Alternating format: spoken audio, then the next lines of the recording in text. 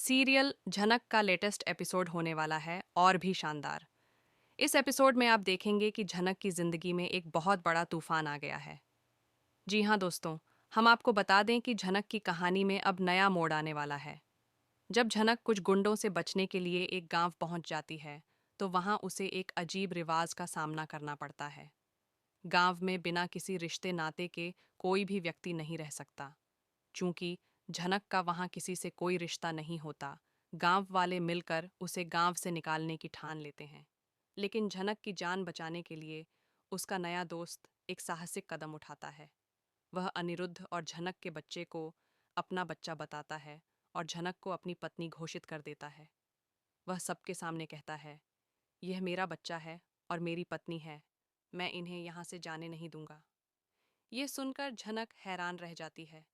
उसे समझ नहीं आता कि वह किसी के साथ झूठा रिश्ता कैसे बना सकती है, क्योंकि वह दिल से सिर्फ अनिरुद्ध से ही प्यार करती है। वह उस लड़के को एकांत में ले जाकर कहती है कि वह ऐसी लड़की नहीं है जो किसी के साथ भी रिश्ता बना ले। तब वह लड़का उसे समझाता है कि वह यह सब सिर्फ उसे बचाने के लिए कर रहा है। अगर उसने ऐसा नहीं किया होता तो गांव वाले उसे बाहर निकाल देते और वह एक और बड़ी मुसीबत में फंस जाती। वह कहता है कि हमारा रिश्ता सिर्फ गांव वालों के सामने पति पत्नी जैसा होगा, असल में हम ऐसे नहीं रहेंगे। यह बात सुनकर झनक उसकी बात मान लेती है और गांव में उसकी पत्नी के रूप में रहने लगती है।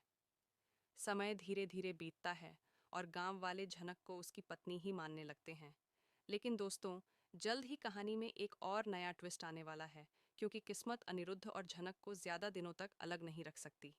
जब अनिरुद्ध को अपनी कंपनी से एक प्रोजेक्ट मिलता है जो उसी गांव की जमीन पर होना होता है, तो वह भी वहीं पहुंचता है।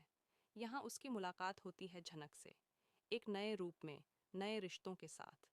अब सवाल ये है, क्या झनक का यह बदला हुआ रूप और नया रिश्ता अनिरुद्ध को दुख देगा, या फिर झनक की बेटी का सच अनिरुद्ध के सामने आ जाएगा?